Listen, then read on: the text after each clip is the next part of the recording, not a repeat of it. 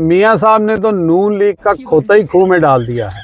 अब आप कहेंगे मैं क्या बात कर रहा हूँ। मियाँ साहब ने आज जनाब तकरीर की है और मियाँ साहब जब लाइव आ रहे थे तो मियाँ साहब को लाइव उनके अपना यूट्यूब जो उनका चैनल है ऑफिशियल, उसके ऊपर चंद 100 लोग देख रहे थे। अब 6 घंटे गुजर गए हैं, मैं सबूत आपको साथ दिखा रहा हूँ।